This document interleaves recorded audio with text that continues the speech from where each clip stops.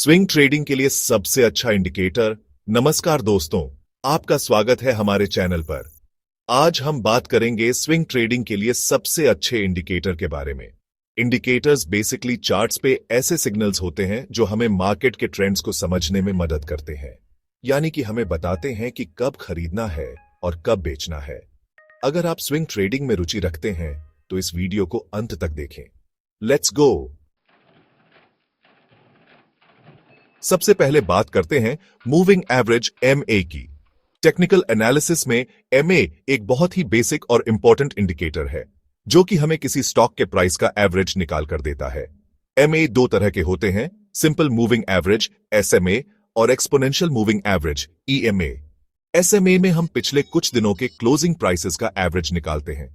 EMA भी same ही होता है, लेकिन इसमें हमें रीसेंट प्राइसेस को ज्यादा इंपॉर्टेंस दी जाती है। स्विंग ट्रेडिंग में मैसाचुसेट्स हमें सपोर्ट और रेजिस्टेंस लेवल्स को आइडेंटिफाई करने में मदद करता है।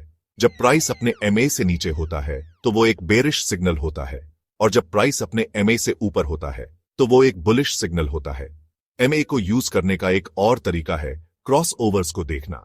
जब short term MA long term MA को नीचे से काटता है तो ये एक बुलिश सिग्नल होता है और इसे गोल्डन क्रॉस कहा जाता है। जब short term MA long term MA को ऊपर से काटता है तो यह एक बेरिश सिग्नल होता है और इसे डेथ क्रॉस कहा जाता है। MA एक लैगिंग इंडिकेटर है, इसलिए इसे दूसरे इंडिकेटर्स और टेक्निकल एनालिसिस टूल्स के साथ यूज करना ज्यादा बेहतर होता है। अब बात करते हैं दूसरे इंडिकेटर की, जो कि है RSI, यानी कि रिलेटिव स्ट्रेंथ इंडेक्स। RSI हमें यह समझने में मदद करता है कि किसी स्टॉक को ज्यादा खरीदा गया है या फिर ज्यादा बेचा गया है। RSI एक ऑसिलेटर होता है जो कि 0 से 100 के बीच में घूमता रहता है। अगर RSI 70 से ऊपर चला जाता है तो इसका मतलब है कि स्टॉक ओवरबॉट है, यानी कि उस स्टॉक को ज्यादा खरीदा गया है और उसमें गिरावट आ सकती है। और अगर RSI 30 से नीचे चला जाता है तो इसका मतलब है कि स्टॉक ओवरसोल्ड है, यानी कि उस स्टॉक को ज्यादा बेचा गया है और उसमें तेजी आ सकती है। स्विंग ट्रेडिंग में RSI हमें एंट्री और एग्जिट पॉइंट्स को आइडेंटिफाई करने में मदद करता है।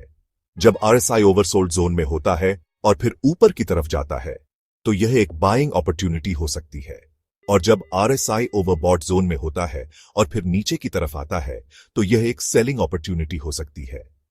RSI को अकेले यूज करना ठीक नहीं होता है। कभी कभी RSI लंबे समय तक ओवरबॉट या फिर ओवरसोल्ड जोन में रह सकता है, जिसे बुलिश या बेरिश डिवर्जेंस कहा जाता है। इसलिए इसे हमेशा दूसरे इंडिकेटर्स और प्राइस एक्शन के साथ मिलाकर ही यूज करना चाहिए। RSI एक बहुत ही पावरफुल इंडिकेटर है, लेकिन इसे समझदारी से यूज करना बहुत जरूरी है। मार्केट में कोई भी इंडिकेटर 100% एक्यूरेट नहीं होता है, इसलिए हमेशा रिस्क मैनेजमेंट का ध्यान रखें। टाइटल MACD ट्रेंड का मास्टरमाइंड। अब बात करते हैं तीसरे और आखिरी इंडिकेटर की, जो कि है MACD, यानी कि मूविंग एवरेज कन्वर्जेंस डाइवर्जेंस। नाम थोड़ा कॉम्प्लिकेटेड है, लेकिन काम बहुत ही सिंपल है। MACD हमें मार्केट के ट्रेंड और मोमेंटम को समझने में मदद करता है। MACD 3 चीजों से बनता है: MACD लाइन, सिग्नल लाइन और histogram. MACD line 2 exponential moving averages का डिफरेंस होता है, जो कि हमें प्राइस के मोमेंटम के बारे में बताता है। सिग्नल लाइन MACD लाइन का ही एक मूविंग एवरेज होता है, जो कि हमें ट्रेंड की डायरेक्शन के बारे में बताता है।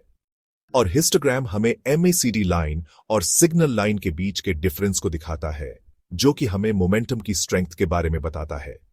स्विंग ट्रेडिंग में MACD का यूज बहुत ही पॉपुलर है। जब MACD लाइन सिग्नल लाइन को नीचे से काटता है तो यह एक बुलिश सिग्नल होता है, और जब MACD लाइन सिग्नल लाइन को ऊपर से काटता है तो यह एक बेरिश सिग्नल होता है। इसके अलावा हिस्टोग्राम के डाइवर्जेंसेस को देखकर भी हमें ट्रेंड रिवर्सल के सिग्नल्स मिल सकते हैं। MACD भी एक लैगिंग इंडिकेटर है, इसलिए इसे भी दूसरे इंडिकेटर्स और प्राइस एक्शन के साथ मिलाकर ही यूज करना चाहिए। Outro title. अब स्विंग ट्रेडिंग में करें प्रॉफिट। तो दोस्तों, आज हमने जाना स्विंग ट्रेडिंग के लिए सबसे अच्छे इंडिकेटर्स कौन से हैं: मूविंग एवरेज, RSI और MACD। अगर आपको यह वीडियो पसंद आया हो तो कृपया लाइक करें, शेयर करें और हमारे चैनल को सब्सक्राइब करें। और हां, बेल आइकॉन को जरूर दबा दें ताकि आपको हमारी आने वाली वीडियोस की नोटिफिकेशन मिलती रहे।